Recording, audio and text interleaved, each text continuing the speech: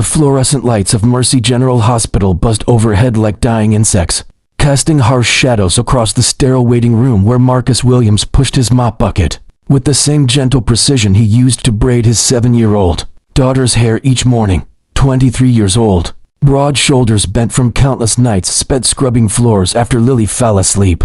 He moved through the hospital corridors like a ghost, invisible to most, essential to all. His calloused hands, stained permanently with industrial cleaner, told the story of a man who had traded his dreams of engineering school for the crushing reality of single fatherhood. When Lily's mother walked away without a backward glance. But, on this particular Tuesday evening, as autumn rain drummed against the hospital windows, Marcus would discover that sometimes the smallest acts of humanity can shift the entire axis of someone's world.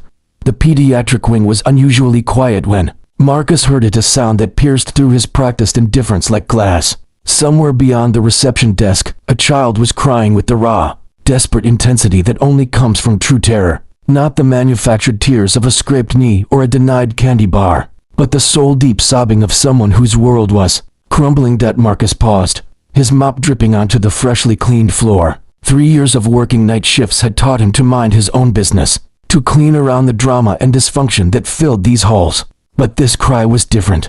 It reminded him of Lily during those first terrible months after her mother left, when nightmares would tear her from sleep and send her scrambling into his arms, seeking the safety that only a parent's love could provide. Following the sound, Marcus rounded the corner to find a little girl, no more than 6 years old, pressed against the wall beside the elevator bank. Her designer clothes, a pristine white dress that probably cost more than Marcus made in a month, were wrinkled and tear-stained.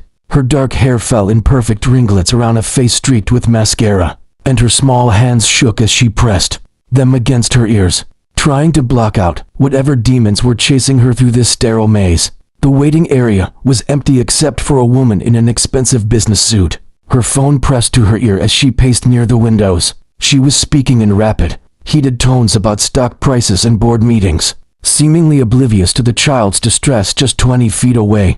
Marcus glanced around, expecting to see anyone moving to comfort the girl, but the nurses were busy behind their station. The woman continued her phone call, and the few other visitors were absorbed in their own private anxieties. The child remained alone in her terror, invisible despite her obvious need. Setting his mop bucket aside, Marcus knelt beside the girl, careful to maintain a respectful distance. "Hey there, sweetheart," he said softly, his voice carrying the same gentle tone he used when Lily woke from bad dreams. "What's your name?" The girl looked up through tears that made her eyes seem impossibly large. "Sophie," she whispered, her voice barely audible above the hospital's ambient noise. "That's a beautiful name," Marcus replied, reaching into his pocket, where he always kept a small bottle of bubble solution, a habit left over from Lily's toddler years, when bubbles could cure any crisis. "You know what, Sophie, I bet you've never seen hospital bubbles before." He twisted off the cap and dipped the small wand, then began blowing gentle streams of iridescent spheres into the sterile air. The bubbles caught the harsh fluorescent light and transformed it into something magical, floating between them like tiny planets in their own private galaxy. Sophie's sobbing began to quiet as she watched the bubbles drift and pop. One landed on her nose, and despite her tears, a tiny smile ghosted across her lips. "My daddy used to blow bubbles," she said quietly, reaching out to touch one before it burst against her fingertip. "Before he got sick." Marcus felt his heart clench, the weight in her voice. The way she spoke in past tense, he recognized the grief that children carry differently than adults, more purely, and therefore more painfully. "Tell me about your daddy," Marcus said, continuing to blow bubbles as he settled more comfortably on the floor beside her. "He's really sick," Sophie said, her voice gaining strength as she watched the bubbles dance around them. "The doctors use big words I don't understand, but mommy cries when she thinks I'm not looking.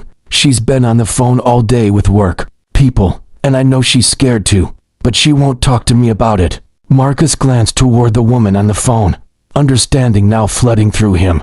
Not indifference, but her own kind of panic, the desperate need to control something, anything, when the most important thing in your world is spinning completely out of reach. Sometimes grown-ups forget that kids need to talk about the scary stuff too, Marcus said, blowing a particularly large bubble that made Sophie giggle despite everything. "When my little girl gets scared, we make up stories about where the bubbles go when they pop." "Where do they go?" Sophie asked, momentarily distracted from her fear.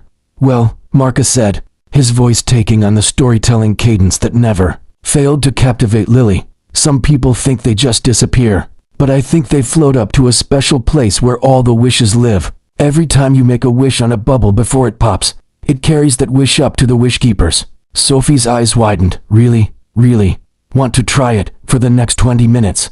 Marcus blew bubbles while Sophie made wishes for her daddy to get better, for her mommy to stop crying, for the scary machines to be quiet. With each popped bubble, her breathing became steadier, her tears dried, and something that looked almost like hope began to return to her eyes. The woman on the phone, Sophie's mother, had ended her call and was now watching from across the room, her expression unreadable. Marcus caught her eye and saw something there that looked like gratitude mixed with surprise, as if she couldn't quite believe that a janitor in a faded uniform had succeeded where she had failed. Sophie, the woman approached slowly, her heels clicking against the linoleum. The doctor wants to see us now. The little girl's face immediately tensed again, but Marcus placed a gentle hand on her shoulder. Hey, remember what we said about the bubbles? Sophie nodded solemnly. I want you to take this with you, Marcus said, pressing the small bottle of bubble solution into her palm. Whenever you get scared in there, you just remember that somewhere, all your wishes are floating around, waiting to come true. As Sophie and her mother walked toward the elevators, the woman turned back. Thank you, she said simply. But Marcus could hear volumes in those two words. 3 days later, Marcus was surprised to find an envelope waiting for him in his employee mailbox.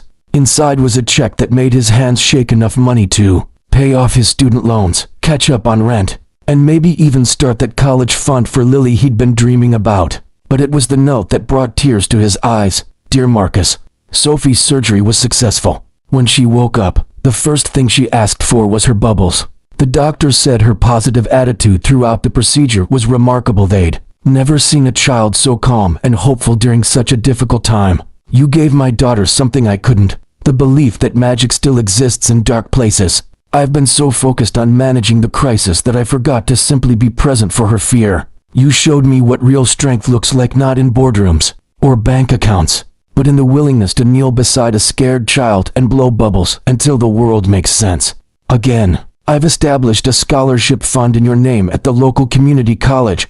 It's time for you to chase those dreams you put on hold. Some people change the world through grand gestures, but you've shown me that the most profound changes happen in small moments of human connection. Thank you for reminding me what matters most. Victoria Chen, CEO Chen Industries and more. Importantly, Sophie's mom. 2 years later, Marcus walked across the graduation stage in his cap and gown, his engineering degree finally in hand. In the audience, Lily cheered wildly beside Victoria and Sophie Chen, who had become unlikely family friends. Sophie, now healthy and radiant, was blowing bubbles in celebration, each one carrying wishes for Marcus's bright future. As Marcus looked out at the faces of people who had believed in him, he thought about that night in the hospital corridor when a simple bottle of bubble solution had changed everything. He had learned that kindness is never wasted, that the smallest gestures can create the most profound transformations, and that sometimes the very act of seeing someone's pain and choosing to respond with love is enough to alter the trajectory of multiple lives. The bubbles Sophie blew that day drifted up toward the auditorium ceiling, carrying with them the wishes of a janitor who became an engineer, a scared little girl who found courage, and a mother who remembered that success isn't measured in dollars, but in the moments when we choose to lift each other up. In a world that often feels harsh and indifferent, Marcus Williams had proven that heroes don't wear capes. Sometimes they wear janitor uniforms and carry bubble solution in their pockets, ready to create magic for anyone brave enough to believe in the power of human kindness.